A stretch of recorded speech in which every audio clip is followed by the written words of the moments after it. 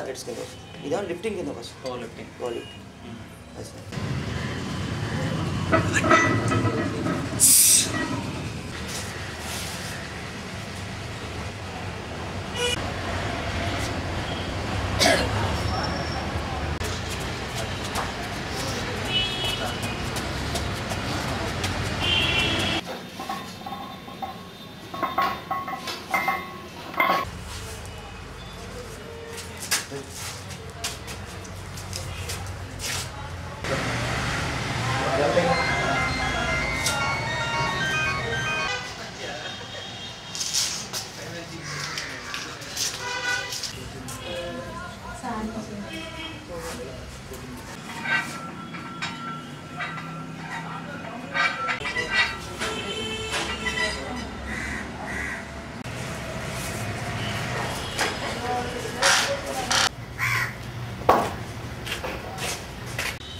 కోయికోడ్లో జరిగింది ఏంటండి అది?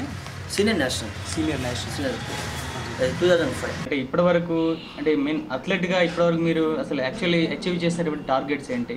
అసలు ఏమేమి మీరు ఇప్పటివరకు అచీవ్ చేశారు? ఇప్పుడు దాకా నేను ఏషియా దాకా చేశానండి. State, district, state, national, Asia. Already ఇప్పుడు కామన్వెల్త్ సెలక్షన్ వచ్చింది. ఆ కామన్వెల్త్కి సెలక్షన్ ఇంకా వెళ్ళాలా లేదా అనేది డిసైడ్ చేసుకోవాలి. ఎందువల్ల అంటే 1,20,000 డీడీ కట్టాలండి ఈ స్పోర్ట్స్ పవర్ లిఫ్టింగ్ ఆఫ్ ఇండియాకి. అది దానివల్ల మనం స్పాన్సరింగ్ అనేది ఎవరు లేరు. స్పాన్సరింగ్ ఎవరైనా వస్తే చేద్దామంది కాబట్టి దానివల్ల ఏం డిసైడ్ చేసుకోలేదు. ఎవరైనా స్పాన్సర్ వస్తే మాత్రం compulsory Commonwealth New Zealand December 1st వీక్లో జరుగుతుంది. దానికి పాల్గొవాలని నాకు ఆశగా ఉంది. కానీ స్పాన్సర్ లేకపోవడం వల్ల వెళ్ళాలా లేదా అనేది ఏది డిసైడ్ చేయలేని పరిస్థితిలో ఉన్నాను సార్. మీరు చెప్పండి, ఇప్పుడు రాష్ట్రంలో కానీ ఇప్పుడు నేషనల్ వైడ్గా ఇప్పుడు క్రికెట్లో గెలిచినటువంటి ఇండియా టీంకి బ్రహ్మరథం పడుతుంది. మిగతా క్రీడలకి ఏంటంటే సరిగ్గా ప్రోత్సాహం లేదు. మీరు ఏంటంటే ఒక అథ్లెట్గా మీరు ఎట్లా ఫీల్ అవుతున్నారు చెప్పండి? చాలా ఇబ్బందికరంగా ఉంది సార్. ఎందుకంటే క్రికెట్కున్నంత ఇది వేరే ఈవెంట్స్కి ఎవరికి ఇవ్వట్లేదు సార్. ఇప్పుడు అథ్లెట్స్ ఉన్నారు, దాని తర్వాత స్పోర్ట్స్ మన లిఫ్టర్స్ ఉన్నారు. లిఫ్టర్స్కి అసలు ఇవ్వట్లేదు. ప్రతి ఒక్కరు ఎవరు చూసినా కానీ ప్రతి ఒక్క చిన్న ఒక స్టేట్ లెవెల్లో క్రికెటర్ కూడా గవర్నమెంట్ ప్రోత్సహిస్తుంది తప్ప ఇంటర్నేషనల్ లిఫ్టర్స్కి ఎటువంటి సహకారం అందట్లేదు. అట్లాగే అథ్లెటిక్స్ పరిస్థితి కూడా అట్లాగే ఉంది. మీరు చెప్పండి, ఇప్పుడు మీరు అంటే ఇప్పటివరకు మీరు ఎన్ని అసలు మీరు ఇప్పుడు టార్గెట్ చేసినటువంటి అచీవ్మెంట్ చెప్పండి. నేను ఏషియా చేశాను సార్.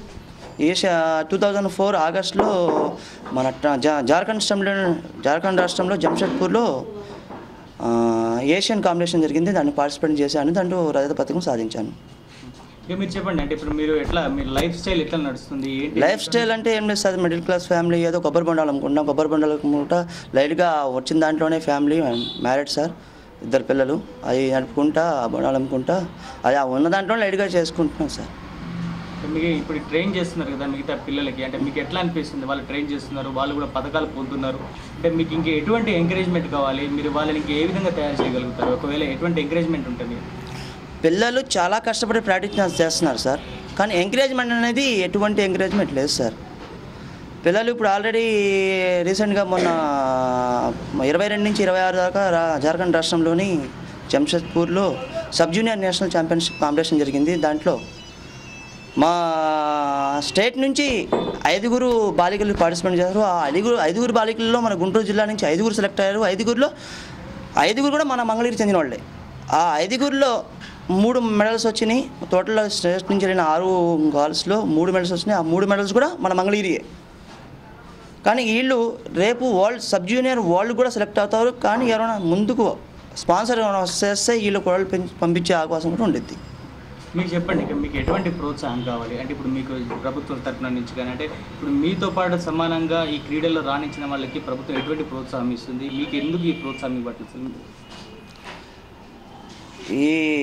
ఆల్రెడీ మాకు ఎటువంటి ప్రోత్సాహం లేదు. ఆల్రెడీ స్పోర్ట్స్ నేషనల్ మెడల్ కొడితే సబ్ జూనియర్ కానీ 10,000, జూనియర్ అయితే 15,000, సీనియర్ అయితే 25,000 టార్గెట్ ఉంది సార్. కానీ ఇప్పుడు దాకా మనకి ఎటువంటి ₹1 కూడా రాదు. మా స్టేట్ అసోసియేషన్ అంటున్నారు డబ్బులు వస్తాయి మీకు, వచ్చిన తర్వాత ఇస్తామంటున్నారు. కానీ ప్రోత్సాహం అనేది అవుటర్స్గా ఏం లేదు సార్. చెప్పండి. ఇంకోటి, ఇప్పుడు ఇటువంటి పిల్లల్ని ఒక మంచి కర్ణం మల్లేశ్వర్ లాగాను ఇంకా ఏంటంటే మొత్తం అంతర్జాతీయ స్థాయిలో గుర్తింపు పొందే క్రీడాకారులుగా తయారు చేయాలంటే ఎటువంటి ప్రోత్సాహం కావాలి వాళ్ళకి? మెయిన్గా అంటే ఇటువంటి క్రీడాకారులు తయారు చేయాలంటే ఏం కావాలి అసలు? మంచి ప్రోత్సాహం క్రీడాకారులు మంచి ఇంటర్నేషనల్ వరల్డ్ ఛాంపియన్స్గా చేయాలి అంటే మనకి ముందు స్పాన్సర్స్ కావాలి. స్పాన్సర్ ఎవరైనా కానీ ముందుకు వచ్చి మేము ఉన్నాం మీరు చేయండి అంటే మన ఏపీలో చాలా మన ఇండియా అన్ని దేశాల కన్నా ముందెళ్ళింది సార్. కానీ ఎటువంటి స్పాన్సర్ లేదు. టోటల్గా గవర్నమెంట్ కూడా మాకు సహకరించట్లేదు. కాబట్టి ఇండియా స్పోర్ట్స్లో చాలా వెనకబడి ఉంటుంది. మీరు ఇంతకుముందు నాతో మాట్లాడినప్పుడు ఒక మాట చెప్పారు ఏంటంటే ఇప్పుడు వేరే పోటీల్లో పాల్గొనాలంటే కంపల్సరీ పాస్పోర్ట్ కానీ మిగతావన్నీ కానీ అప్లై చేయాలి. వాళ్ళు ఏంటి గెలిచిన తర్వాత డబ్బులు వస్తాయని చెప్తున్నారు. మీరు ఎట్లా ఫీల్ అవుతున్నారు? అంటే ఇప్పుడు ఒకవేళ ఈ ప్రాక్టీస్ చేయాలంటే డబ్బులు కావాలి, ఎంకరేజ్మెంట్ కావాలి. అవును సార్. అది ఒకవేళ ఇప్పుడు మీరు ఏంటంటే గెలిస్తే గానీ ఇప్పుడు డబ్బులు వస్తాయి. అవును సార్. మీరు ఎట్లా ఫీల్ అవుతారు? అంటే ఇప్పుడు డబ్బులు రాకముందే ఎట్లా మీరు ప్రాక్టీస్ చేస్తారు? అంతేగా సార్, అదే చాలా ఇబ్బంది, చాలా బాధగా ఉంది సార్. ఇప్పుడు ఎందుకంటే ఇప్పుడు ఇండియా గవర్నమెంట్ కూడా ఇండియా పవర్ లిఫ్టింగ్ అసోసియేషన్ కూడా అంటుంది, స్టేట్ అసోసియేషన్ కూడా అంటే ఉంది, మేము ముందు 15,000 పే చేయండి, పే చేస్తే మేము సెలక్షన్ లెటర్ ఇస్తాం, దాన్ని బట్టి మీరు అదర్స్ మీ కొలీగ్స్తో కూర్చొని వాళ్ళతో డీల్ చేసుకొని మీరు స్పాన్సర్ చేసుకోండి. స్పాన్సర్ చేసిన తర్వాత మీరు ఎట్లాంటి ప్రయత్నించండి, చేయగలిగితే చేయండి, లేకపోతే లేదు. అంతే తప్ప కానీ గవర్నమెంట్ నుంచి వచ్చే అవకాశం లేదు. ఒకవేళ మెడల్ కొడితే వచ్చే అవకాశం ఉంది అని చెప్పి చెప్తున్నారు సార్. మెడల్ కొట్టాలంటే కంపల్సరీ మీకు ఇవన్నీ డబ్బులు కావాలి. ఇప్పుడు ఇవన్నీ వాళ్ళకి అవసరం లేదు కదా సార్. ఇప్పుడు ఫస్ట్ మీరు చేస్తానంటే చేయండి, అంతే తప్ప కానీ మీరు చేస్తే గవర్నమెంట్ వస్తుంది, కానీ ముందు వెళ్ళడానికి మాత్రం గవర్నమెంట్ నుంచి ఎటువంటి ఒక పైసా కూడా రాదు అంటున్నారు. మా ఫాదర్ పేరు అబ్దుల్ రజాక్ అండి, మా మదర్ పేరు కమరునిసా. మేము మా ఫాదర్కి 8 మంది పిల్లలు, 5 అబ్బాయిలు 3 అమ్మాయిలు, అందరూ మ్యారీడ్ సార్. అయితే మా ఫాదర్ది ఫస్ట్ సైకిల్ షాపు, దాని తర్వాత టెంట్ హౌస్ పెట్టారు. ఆ టెంట్ హౌస్ నాన్నగారు మెయింటైన్ చేసుకున్నారు. అట్లాగే చేపల బిజినెస్ కూడా ఉంది మాకు, కొబ్బరి బొండాలు అమ్ముకుంటాం. నేను కొబ్బరి బొండాలు అమ్ముతున్నాను. అది కొబ్బరి బొండాలు అమ్ముకుంటా ఫ్యామిలీ మెయింటైన్ చేసుకుంటా, నాకు జనరల్గా హెల్త్ పర్పస్ జిమ్కి వెళ్దామని చెప్పేసి వెళ్తా అదేదో టైం లక్కీగా కుదిరి ప్రాక్టీస్ లైట్గా వేసి ఓ డిస్ట్రిక్ట్ కాంపిటీషన్కి వెళ్ళాను. అట్లా ఇవాళ ఏషియా ఛాంపియన్ అయ్యాను. ఇప్పుడు ఇదే కంటిన్యూషన్ జరుగుతుంది, కానీ ఎటువంటి ఆదరణ మనకి.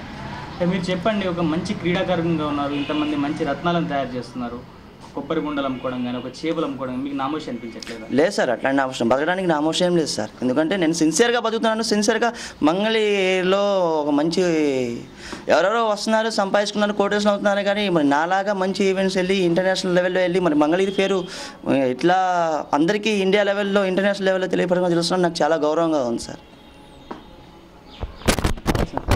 మెడల్ తేవాలంటే కంపల్సరీ ఫైనాన్షియల్ సపోర్ట్ చేయకుండా అక్కడ దాకా వెళ్తారు.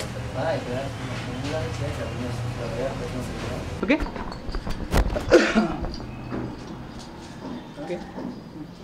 నీ పేరు చెప్పమ్మా. నా పేరు గౌతమి, మాది మంగళగిరి. నాన్నగారి పేరు కేవీ గారు, ఫర్నిచర్ షాప్. నేను ప్రాక్టీస్ స్టార్ట్ చేసి 1 year అవుతుంది. యాక్చువల్గా అయితే నేను ఫిట్నెస్ కోసం జాయిన్ అయ్యాను ఇక్కడ. ఫిట్నెస్ కోసం జాయిన్ అయ్యాక స్టార్ట్ చేయటం చూసి ఫ్యూచర్ బాగుంటుంది చెయ్యి అంటే స్టార్ట్ చేశాను చేయటం. నేను స్టేట్ మీట్స్ చేశాను, మొన్న నేషనల్లో గోల్డ్ మెడల్స్ సాధించాను.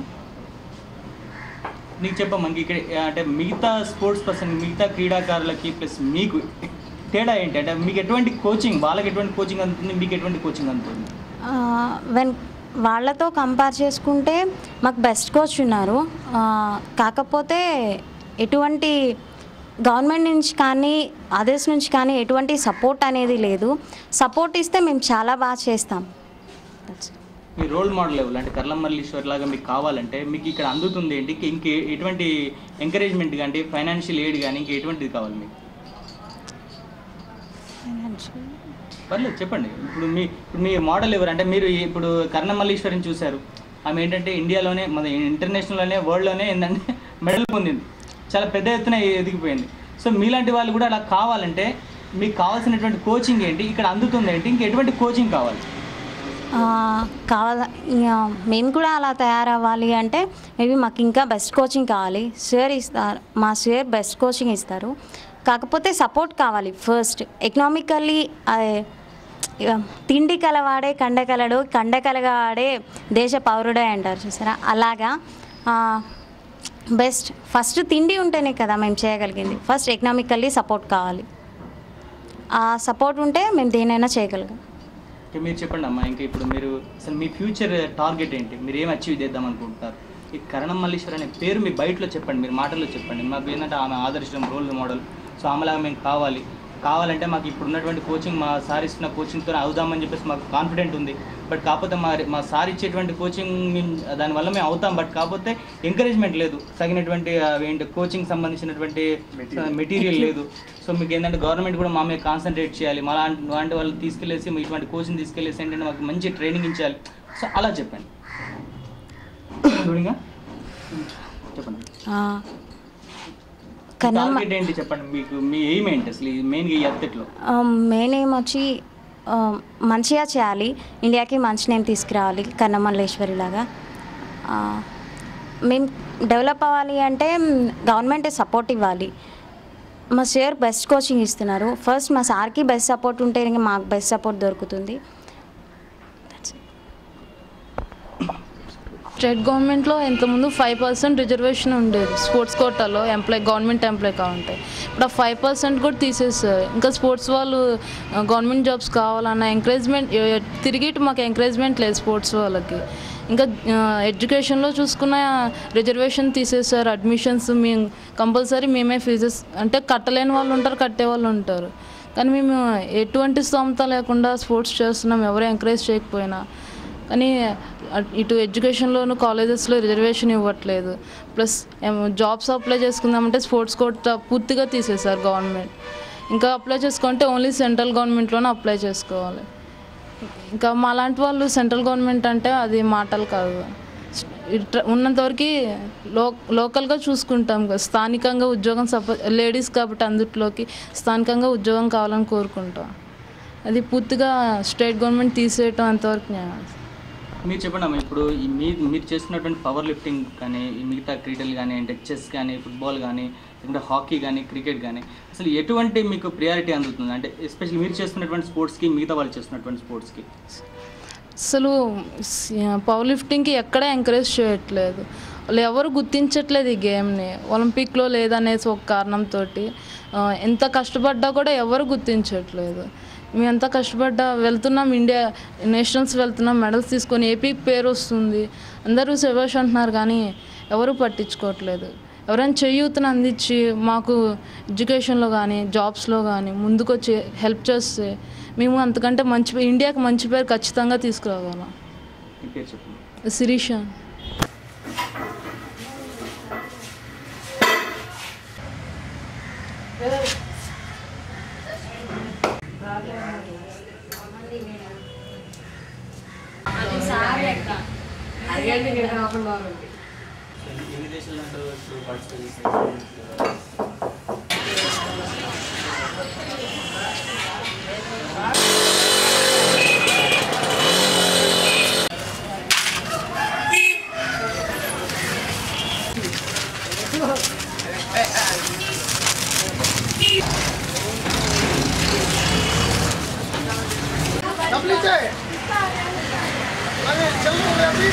క్రీడాకారులకే కాదు, క్రీడలకు పేదరికం శాపంలా పట్టిపిడుస్తోంది.